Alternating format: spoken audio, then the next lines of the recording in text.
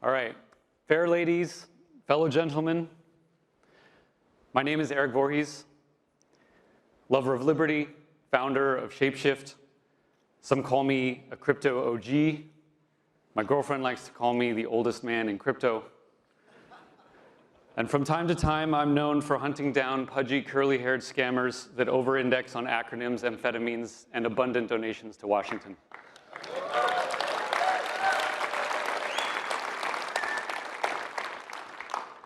I was asked to give a little talk about why we're here, why we are in this industry, why we are in this place. It's an honor to have this opportunity. But first, I want to gather a little bit of information about you, the audience, and I'll pretend that I can see many of you with these lights on me. Raise your hand if you are here for the free coffee. Oh, someone's lying. Raise your hand if you're here for the Lambos. Unfortunately, you probably won't be getting those this year, but hold on. Raise your hand if you're here because you love banks. No hands. Raise your hand if you're here to get your eyeballs scanned by WorldCoin. Raise your hand if you're here to celebrate KYC or other forms of wholesale spying on innocent people. All right, raise your hand if you're here for a rebellion. All right, there's some hands. That's why I'm here. I'm here for a rebellion. Peaceful, for sure, but no less revolutionary. And as I was working on this speech, I realized that the theme was going to match the name of the event, Permissionless. I love this name. It's one of the best words that captures the essence of our industry. It is radical. It is rebellious, it's non-compliant, it's American. And as the oldest man in crypto, let me remind you that this all began about 15 years ago with the invention of Bitcoin. And why was that moment in time important? Why did it matter back then? Why was Bitcoin interesting? It was interesting because it was permissionless. Bitcoin invented permissionless money. And with the invention of smart contracts on Ethereum a few years later, we had all the tools we needed to build an entirely permissionless financial system. This attribute is revolutionary. And this attribute, more than any other, is the essence of crypto. The attribute is imbued in all good projects in this space. And if something is not permissionless, we should consider it, at best, as a stepping stone to that which is. But isn't it interesting that being permissionless has been so novel and so difficult to achieve?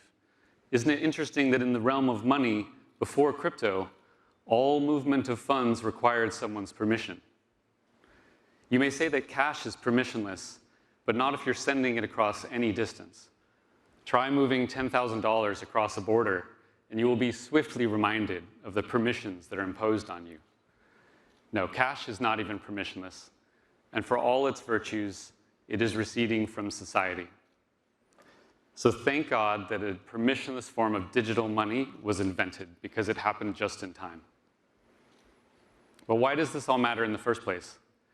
Consider that essentially all action in the economic sphere requires money.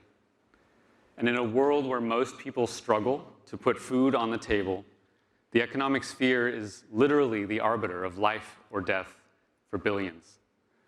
Most people don't have the luxury of working toward their passion.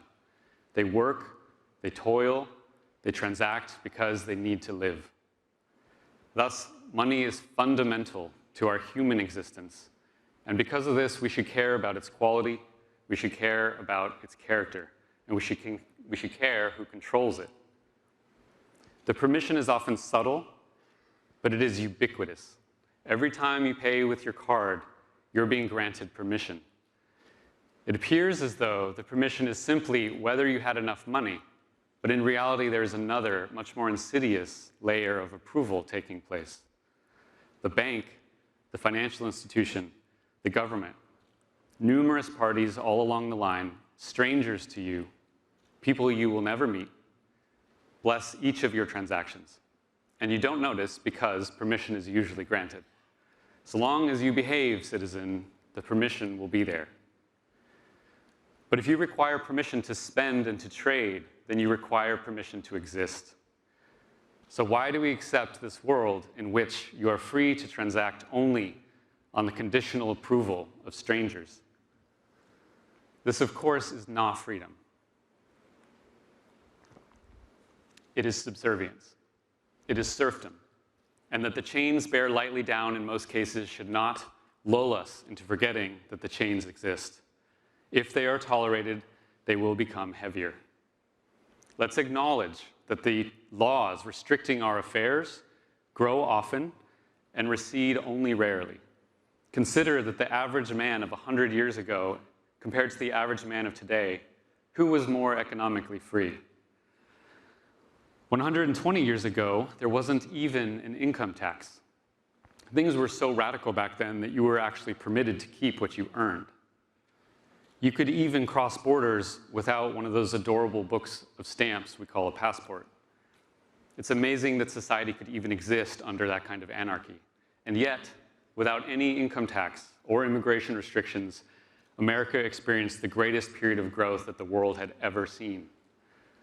That society in which labor and capital are unpermissioned is the society that tends to grow the fastest. But some men love to plunder. The permission to keep what you earned and to move freely across borders was gradually retracted, wrapped always in appeals to collectivist propaganda like the national interest. Today, across all the taxes that you bear, half of your money is stolen by the state. But the state is just a set of strangers. So half of your money is stolen by a set of strangers. What excuse do you tell yourself to cope with such embarrassment? The permission to build your own life is being withdrawn by those who plunder you and tell you it's for your own good. So what prevents this trend from continuing? What prevents the man of tomorrow from even greater servitude? What force resists an increasingly permissioned existence? We do. We do. You may not realize it, but what we are building is the economic defense of modern society against plunder and restriction by the state. We are saying no to the perpetual encroachment of permissioned existence.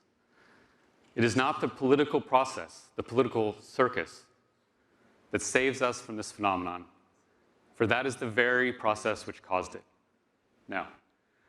As free men and free women, our salvation is our own responsibility. It is us. It is ourselves, our minds, our hands, and our decision to act, and we are doing so without permission. Permission is what the kindergarten child attains to go to the bathroom. It is not what the respectable man attains in his financial affairs. For if I may transact with you only by the good graces of those watching me from above, then I am something below. I am a subject. I'm not a man, but a child. But is a child even an appropriate metaphor? Children are generally loved by their parents. Do you feel similarly loved by the Central Intelligence Agency? Farm animals, perhaps, is the better metaphor. We've allowed ourselves to be treated like farm animals. We graze in the pen, we produce, we are harvested. But we can vote, however. Yes, we can choose who operates the shears. We can vote whether we want red or blue to rob us, and we argue endlessly over the preferable color. For us to surrender these many permissions, we must really respect our leaders. We must aspire to the greatness of these lords. They must certainly be of brilliant mind, of high character. They must inspire and guide us toward that which we could not achieve without them. Are these accurate descriptions of the leaders of the world? Are they men of impeccable wisdom? Are Donald Trump or Joe Biden such paragons of virtue, such incredible specimens of humanity that submission to them is in any way warranted?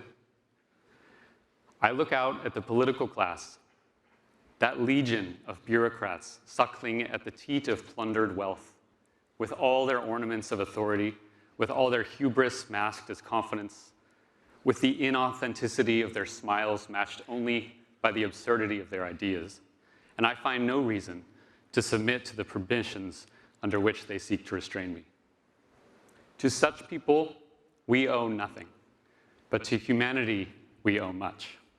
That's why we're here, and crypto is our rebellion.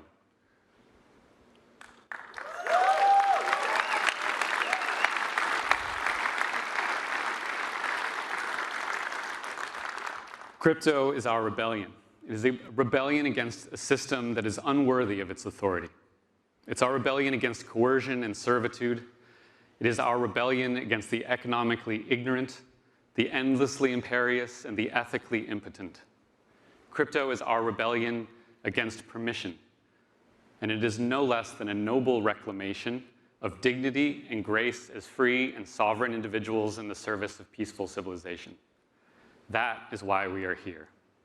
For the truth is that we don't require permission to build great things from those petty tyrants who build nothing. And this was the very principle on which America was founded. The permission of the state is a facade, a ruse tolerated only by those afflicted with Stockholm Syndrome.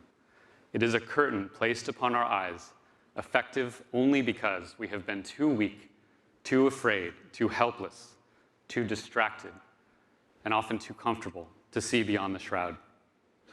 Many of us in this industry have seen beyond that shroud. We've seen that Washington is no more necessary for good society today than King George and the English Parliament was 250 years ago. Crypto is a technology of individual freedom and a declaration of financial independence. Crypto is the freedom to act out our own economic interests as free men and free women in a just society. To trade, to exchange, to deal, to build, to barter. We should be optimistic. For what a time to be alive at the dawn of such peaceful revolution, where any two people on Earth can trade value without permission. Does that scare you? Or does that thrill you? And yet hubris affects all people. Are we sure that we are not suffering from it? As good skeptics, we should be skeptical, first and foremost, of ourselves and our own assumptions. The question we should always ask ourselves, are we agents of good or of chaos, and how would we know? Are we merely rebellious adolescents, enabling a chaotic world without permission? Are we no more than subversive degenerates, petulant teenagers who, too immature and naive to see the value of order, lash out at its very existence? How can we so irreverently condemn the necessity of compliance, the virtue of permission, the many resplendent wonders of central administration? Do we not care about society? If we have our way, won't bad actors thrive and society degenerate? These are the strongest allegations against us, and yet they are easily defeated. They are defeated upon the recognition that what we seek is not actually freedom from permission and rules per se, but simply a preference for rules which are objective and transparent, rather than the status quo of rules which are subjective and opaque. We like to say that code is law, but that's a misnomer. Code is better than law. And we are highlighting for the world to see the fundamental difference between law based on men and law based on math. Compare a redundantly audited and formally verified smart contract to any embarrassing mess of congressional legislation. Which is more scientifically sound? Which is actually a better demonstration of order? One is a matter of engineering, the other is a matter of electioneering.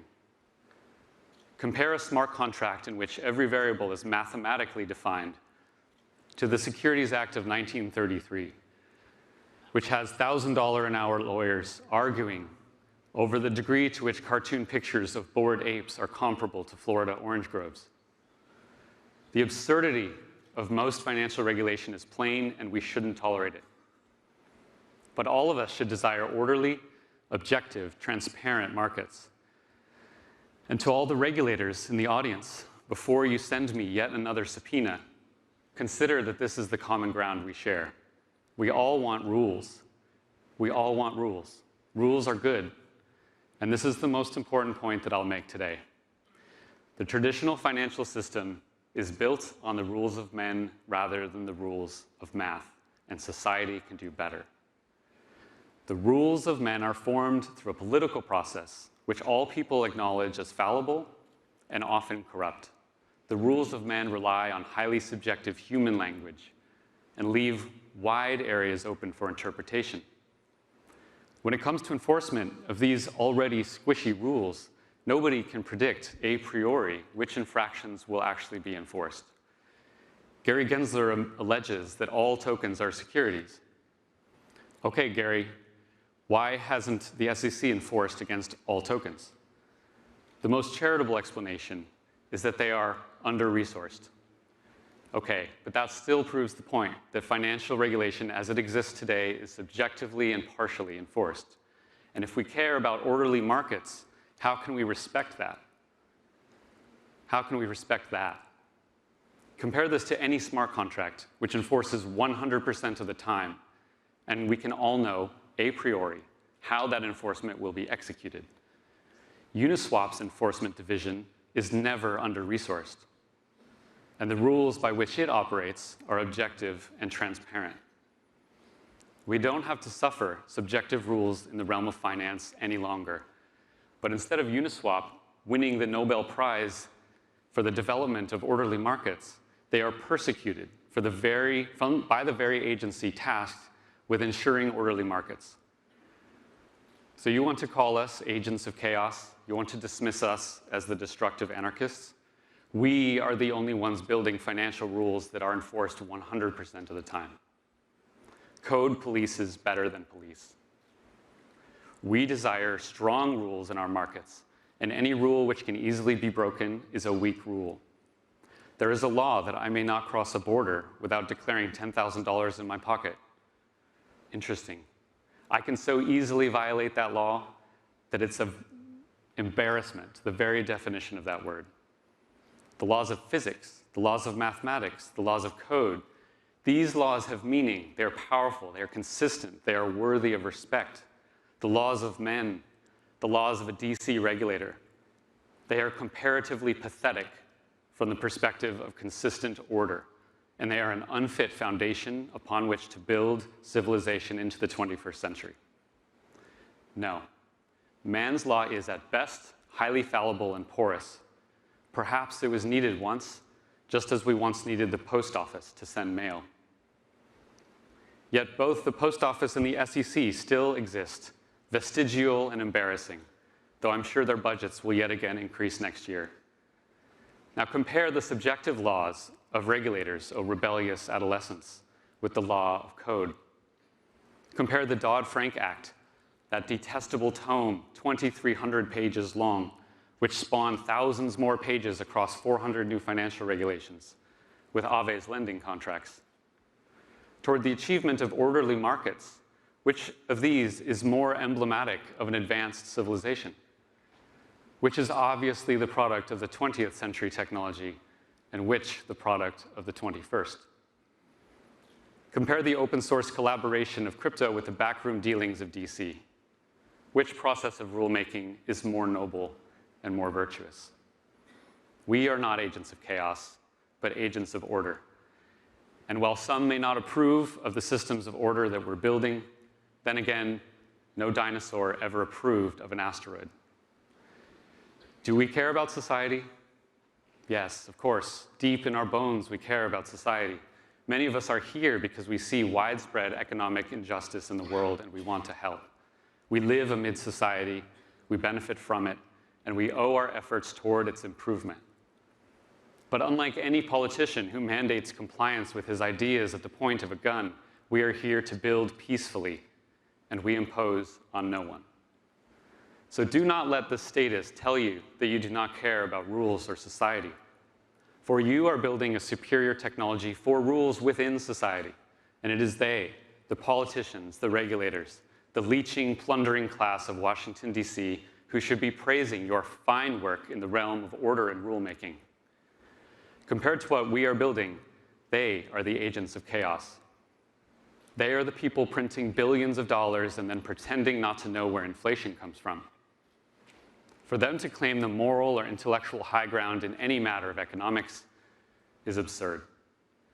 They could at least have the decency to get out of the way. To be sure, our enemies are numerous. There are many who find the idea of open, permissionless finance to be abhorrent, for they're used to controlling things that they haven't built, and now finally they can't. And for the rest of us, for those radicals who don't impose their opinions upon millions of innocent people by force, how optimistic we can be, how bright the light of opportunity shines for everyone who has discovered this permissionless Promethean fire. How much brilliant creative energy is captured in this single room. Yes, we endure seemingly endless setbacks and struggle. Yes, scammers abound. Yes, we are condemned by the system that we aim to replace. Some of us endure persecution, and all of us periodically pain. But friends, try to see through those struggles. Be grateful for every noble challenge that you face in your work, for you are alive and your work is important.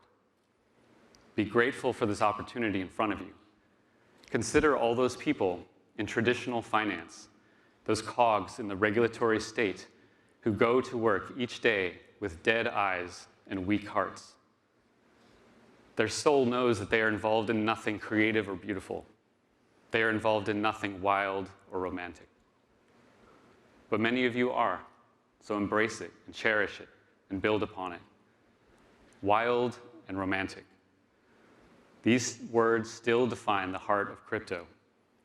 And in a world of bureaucratic, soul-crushing absurdity, where society seems to be eating itself, grinding to dust all those who dare stand as individuals against an arcane apparatus, this wild and romantic heart of crypto still beats block by block with unrelenting ambition. Stand tall and remember that you are neither slave nor serf. In America, the common man is the noble.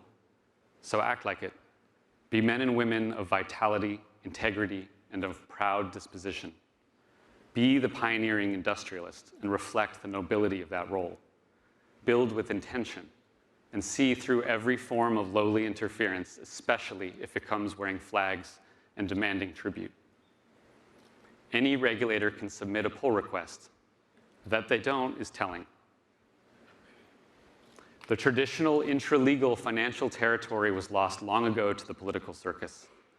So now we venture into a new territory that we've built, extra-legal and permissionless. Here in this new land, west of the old, we admit only a subservience to moral virtue, to mathematics, and to the awesome power of open, composable, immutable code. In our audacity, we build things and force them on no one. And we have invented, not just on the clean whiteboard of imagination, but in the dirty cauldron of real engineering, the world's first and only transparent, objective financial system for all mankind. We built it without $1 of tax money, and we built it without permission.